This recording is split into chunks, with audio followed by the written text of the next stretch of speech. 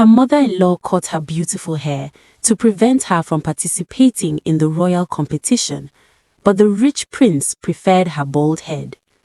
In the small village of Zigroko, nestled in the heart of Africa, where the sun seems to kiss the earth every evening, lived a young girl named Samantha. She was the wonder of the village of Zigroko, not only for her kindness, but also for her striking beauty. Her most remarkable trait was her hair, long black, thick and shiny braids that seemed to tell the story of her ancestors to each movement. All the young girls in the village envied her, dreaming of having such a look. However, despite this constant attention, Samantha remained of a disarming simplicity. Her mother, a woman of great wisdom, loved her with unconditional love. Every evening, under the light of oil lamps, she spent long hours combing her daughter's hair. It was a sacred ritual. While she was working, she whispered in Samantha's ear a lesson that would become the pillar of her existence. "Samantha, your outer beauty is a light that attracts the eyes, but never forget that your heart is your only and true crown." Samantha listened, engraving her words in her mind. The happiness was short-lived. One dark day, the disease knocked on their door, and Samantha's mother weakened rapidly. On her deathbed, holding her daughter's trembling hand, she made her promise to always remain kind, because that was her greatest strength. When her eyes closed for the last time, Samantha's world collapsed. She was left alone with her father, Okafo, a good but fragile man, unable to bear the weight of grief and domestic responsibilities alone. Seeking support for his home, Okafo quickly remarried a woman named Mama Camille. As soon as he arrived, the atmosphere of the house changed radically. Mama Camille had not come alone. She had a daughter, Ines, 5 years younger than Samantha. If Samantha was the reflection of tenderness, Mama Camille was that of bitterness. She had a sharp tongue, capable of wounding more deeply than a blade, and a heart that seemed to have been frozen a long time ago. Quickly, the hierarchy of the house was upset. Ines became the spoiled child, spending her days painting her nails, lounging in front of the television, and demanding to be served. For Samantha, the nightmare began. Under the impulse of her husband, she went from the status of daughter of the house to that of servant. Her days were now rhythmed by hard cleaning, endless dishes, and cooking for a family that showed her no gratitude. Her hands, once so soft, became rough, and her back bent under the weight of the corvées. One evening, exhausted and hungry, after having cleaned the whole house, Samantha dared to ask if there was any food left. Mama Camille's answer was cold. "This food is reserved for my daughter. If you are hungry, go outside and look for your own leftovers." That night, under a starry sky that reminded her of her mother's gaze, Samantha ate a piece of rye bread alone. Despite the pain and the injustice, she continued to comb her braids every night in front of the mirror, saying that it was the last physical bond that bound her to her missing mother. The years went by, and Samantha became a young woman of 25 years of dazzling beauty. Even dressed in hair and covered in the dust of work, she unleashed a grace that no one could ignore. In the village of Zigroko, they only talked about her, which fed Ines's devouring jealousy, now 20 years old. Ines, who could do nothing with her hands, spent her days belittling Samantha, trying to break her mind with constant mockery of her servant's condition. One morning, the silence of the village of Zigroko was broken by the powerful voice of the public shouter. The palace was organizing a royal dance. Prince Enzo, son of the king, was looking for a wife, and all the young single girls were invited to the event. For Samantha, it was as if a spark was igniting in the darkness. She ran towards Mama Camille, her heart beating with hope, to ask for permission to attend. The reaction of her stepmother was an explosion of anger and contempt. She laughed at him, claiming that a prince would never look at a simple woman. Ines added her own cruelty, suggesting to Samantha to ask a ball gown from her mother's ghost. Despite the insults, Samantha found a new strength in her. She firmly declared that she would go because she too had the right to dream. This declaration of internal war pushed Mama Camille into her last restraints.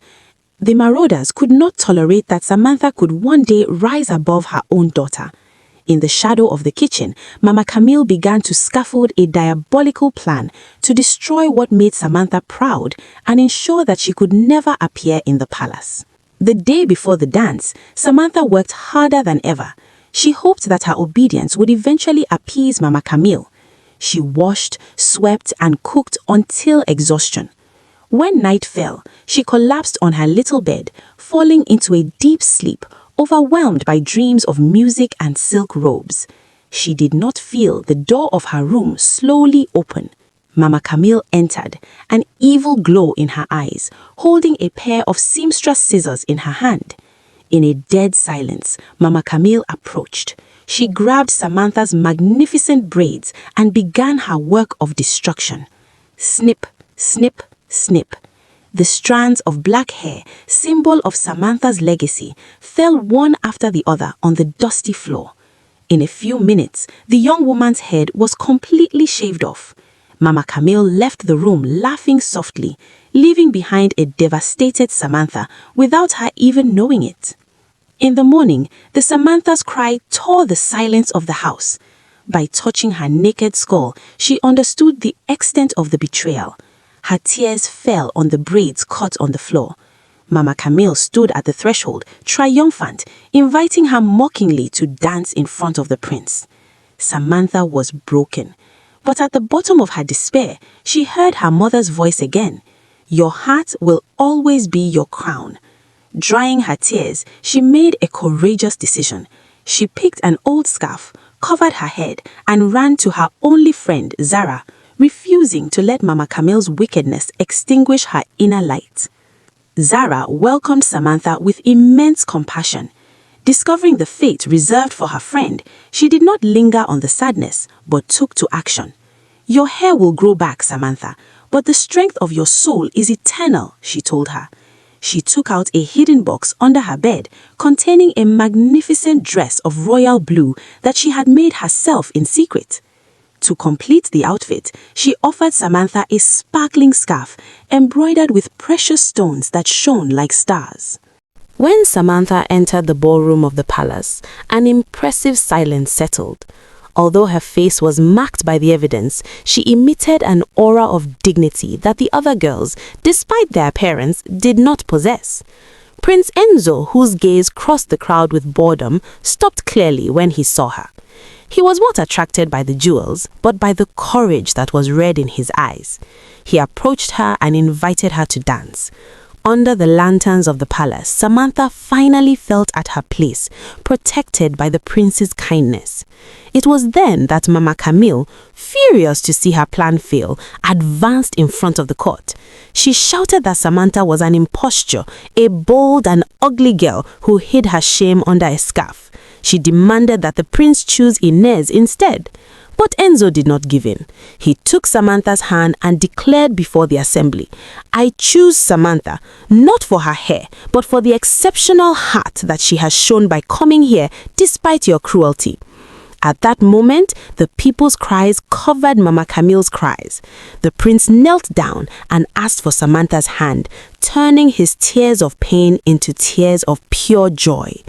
On the day of the coronation, the entire village of Zigroko was gathered to celebrate their new queen. Samantha was radiant in her royal attire, always wearing her special scarf under her golden crown. She had forgiven, but she had not forgotten. In front of the crowd, she did not speak of her wealth or her new status. She spoke of the strength necessary to remain good in a sometimes cruel world. She explained that true royalty did not reside in physical attributes, but in the resilience of the mind. My mother taught me that the heart is our only crown, she said clearly. We can steal our goods, we can cut our hair, we can try to break our body, but no one can steal our courage if we decide to keep it. She made the scarf a national symbol, inviting all women who had felt diminished or injured to wear it with pride. From now on, the scarf was no longer used to hide shame, but to display strength. Mama Camille and Inez remained in the shadows, devoured by their own bitterness, having finally understood that hatred is a poison that we end up drinking ourselves. Samantha, next to Enzo, reigned with a wisdom that marked future generations. She became the living proof that inner light always ends up piercing the darkest clouds. And every night, looking at the stars, she smiled while thinking of her mother, knowing that she had finally honored her promise.